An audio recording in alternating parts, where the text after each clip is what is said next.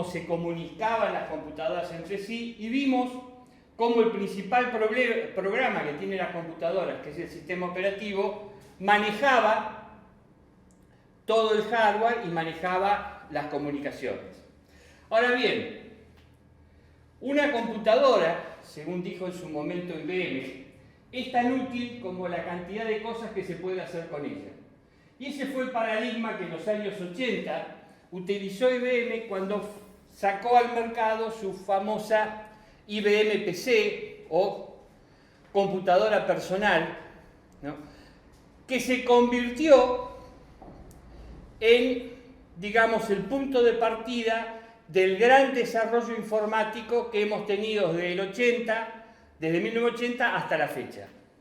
El desarrollo de las computadoras personales vino de la mano de la cantidad de programas que se utilizaban con esas computadoras. Y desde los 80 hasta ahora, el grupo de programas básicos, que son los programas de oficina, es ese conjunto de programas que nos permite hacer un conjunto de actividades mínimas como para poder trabajar en una oficina, para poder trabajar en alguna actividad profesional.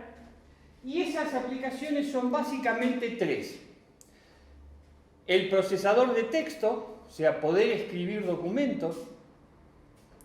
La planilla de cálculos, para poder hacer cálculos que reemplazaban a las viejas máquinas de calcular o a las viejas máquinas FACIT, que eran máquinas que permitían llevar operaciones contables. Y por último, se le agregó el administrador de bases de datos, o sea, poder administrar datos desde una base de datos. Esas tres aplicaciones básicas son lo que configuraron los suites de oficina. Y esa suite de oficina es lo que básicamente se conoce con el nombre comercial de Office y sus versiones en software libre, que son el OpenOffice y el LibreOffice.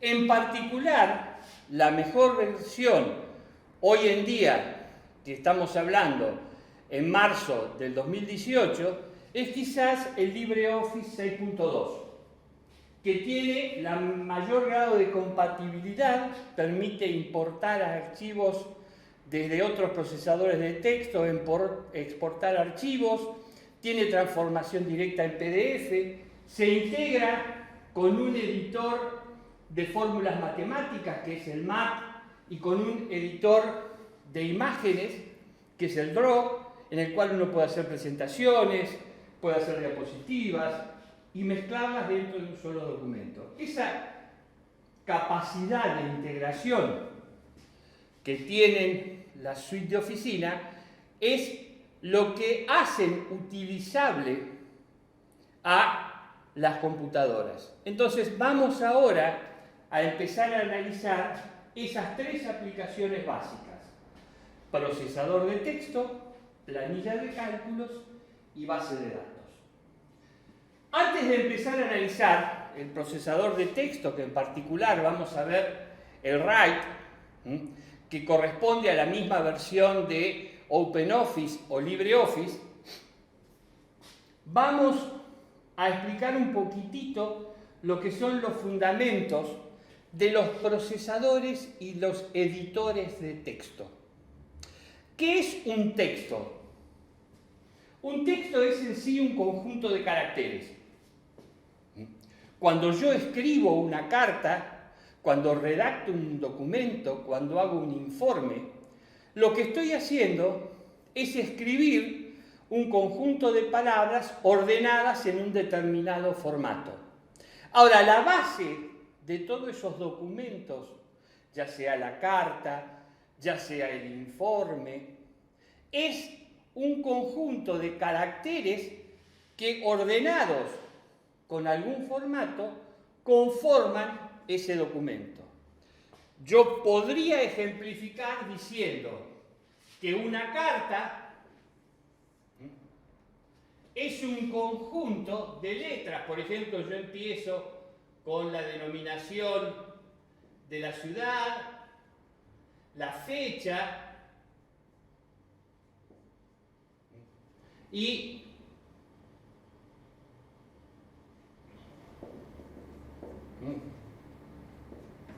fíjense que si yo quisiera expresar eso en forma que yo no perdiera esta información que estoy guardando, lo que primero uno diría es, bueno, yo tendría que guardar todos estos caracteres en algún formato. Para guardar todos estos caracteres en algún formato voy a tener que recurrir a un archivo. ¿Y qué es lo que voy a almacenar en ese archivo? Los caracteres que componen este texto.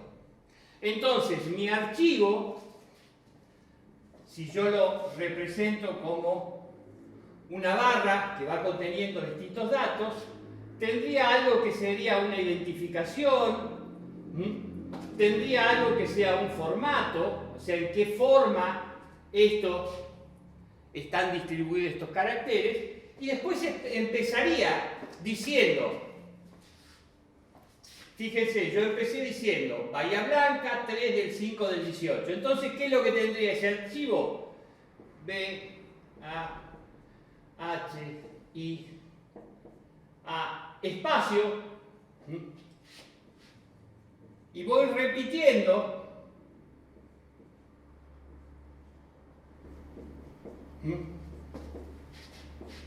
Y fíjense que voy poniendo carácter a carácter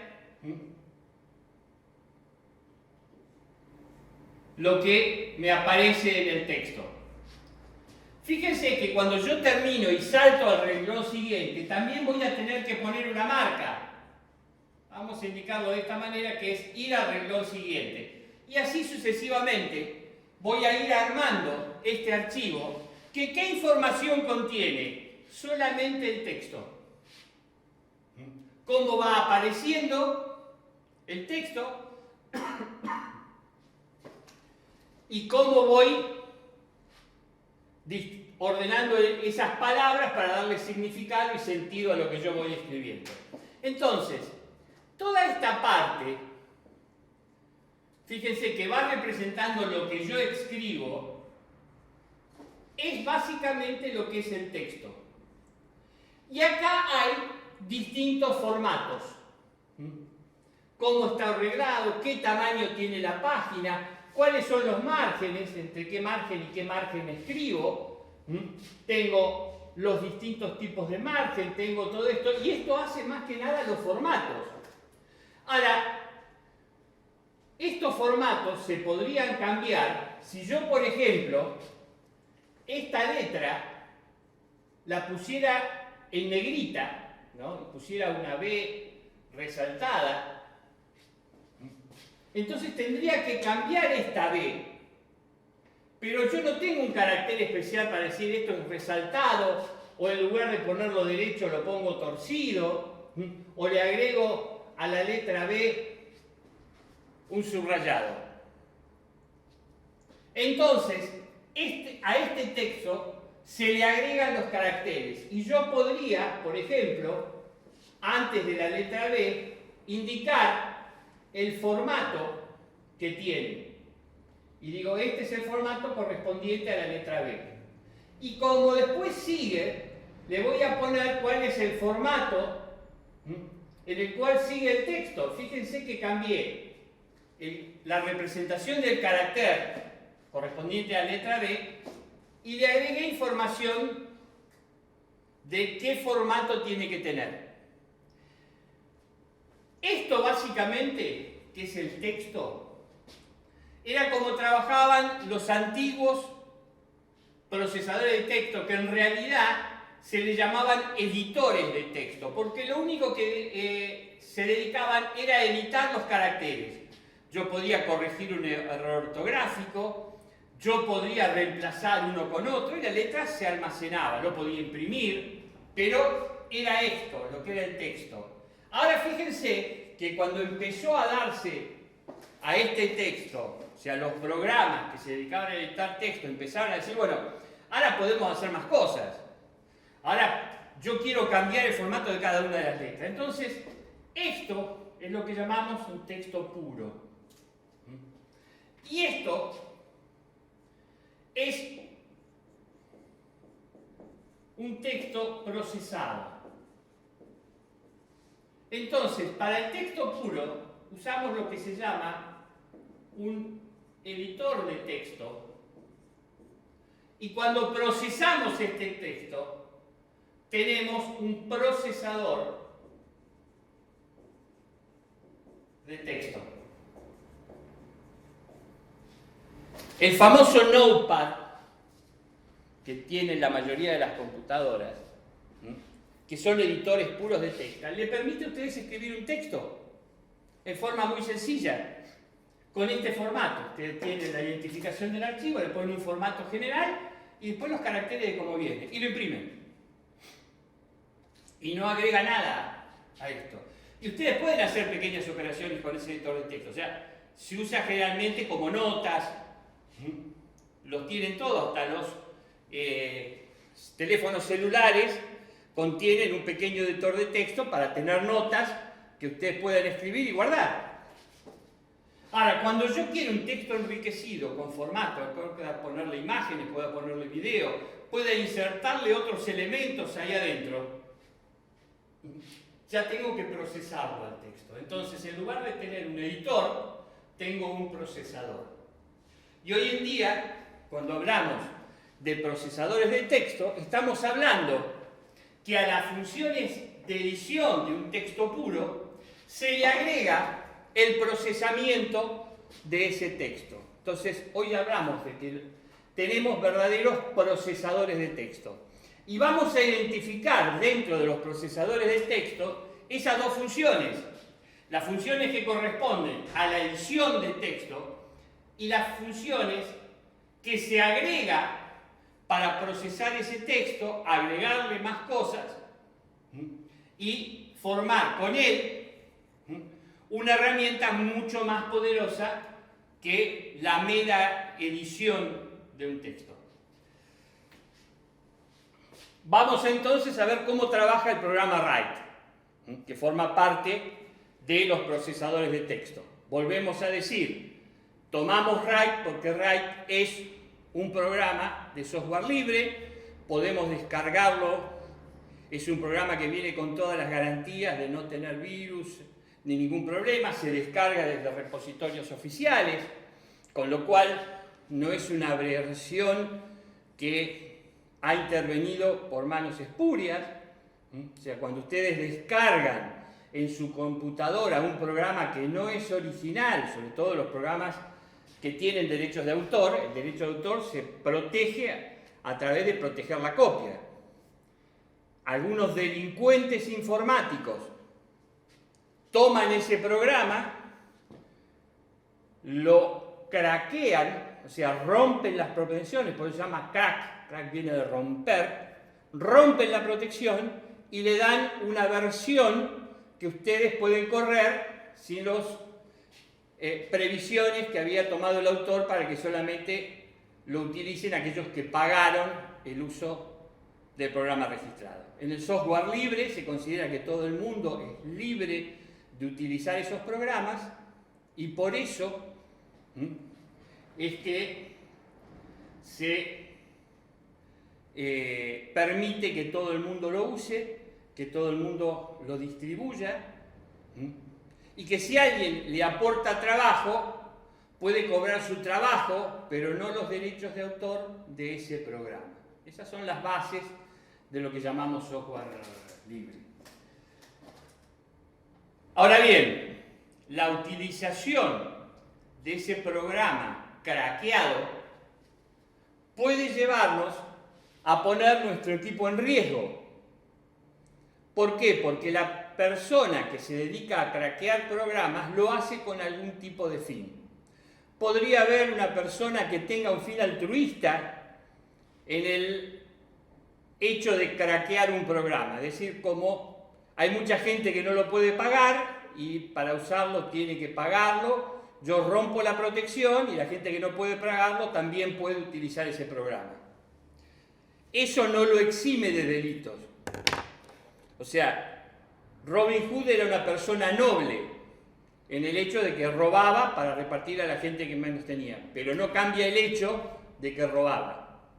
La persona que craquea un programa que es de uso comercial, que está registrado y lo craquea para distribuirlo gratuitamente, está cometiendo un delito informático, que es el hecho de adulterar un programa para impedir que se utilice en las condiciones que debería ser utilizado. Ahora también existen otras personas que craquean ese programa, rompen la protección y le agregan software malicioso.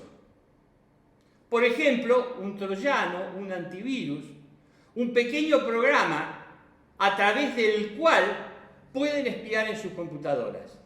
Entonces ustedes cargan en su computadora, puede ser lo mismo en su celular, en su notebook, en lo que sea, un programa que no está distribuido en forma oficial y corren el riesgo de que su computadora quede expuesta a software malicioso.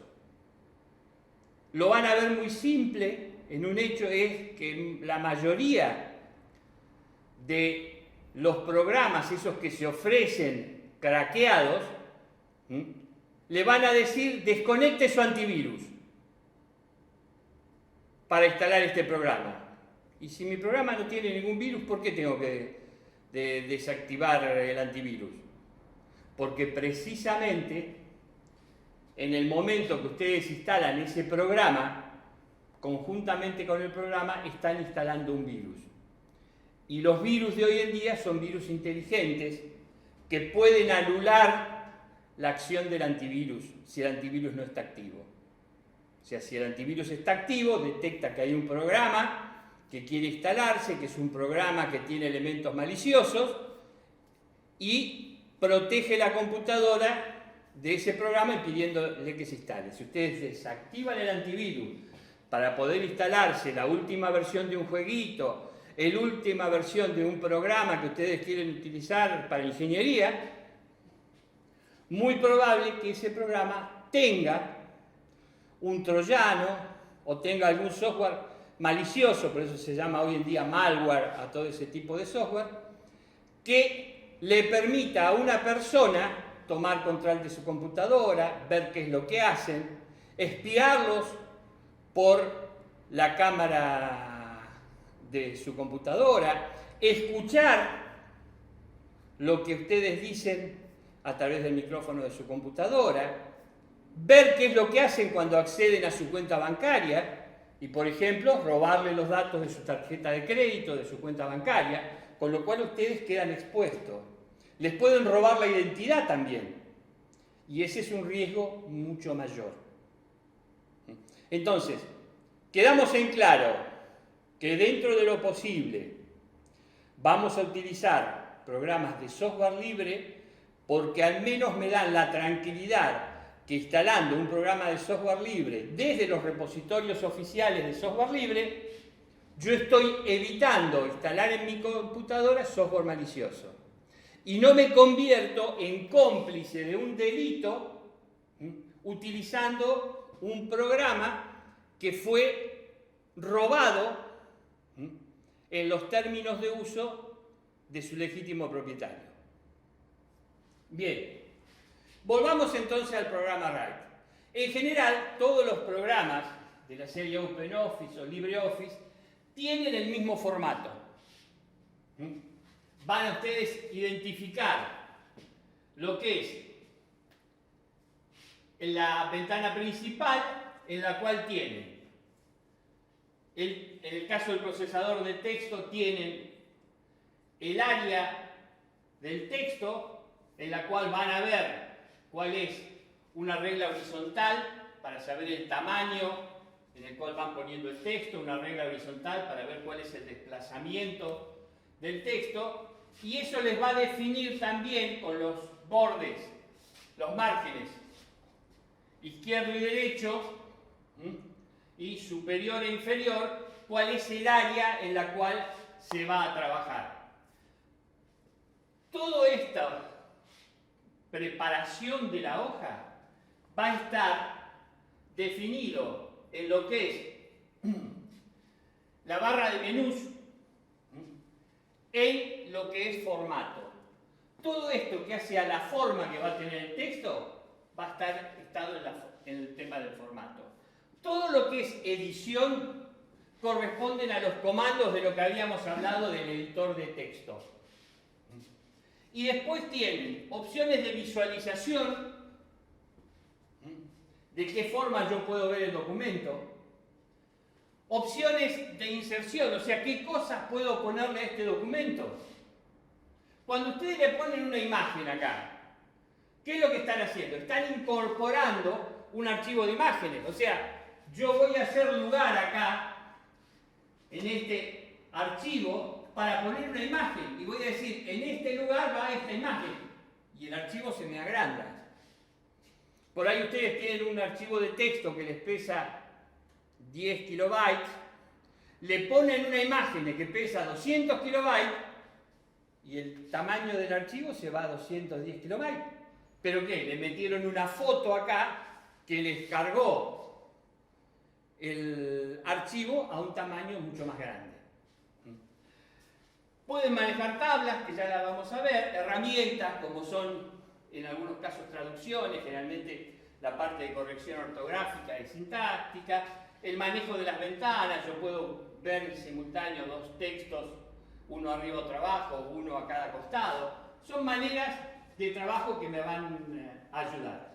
Y después, toda la parte de lo que es archivo. En la parte de lo que es archivo, yo voy a tener todo lo que es la identificación de este documento y todas las formas en las cuales lo puedo guardar, lo puedo recuperar, lo puedo transformar, lo puedo imprimir.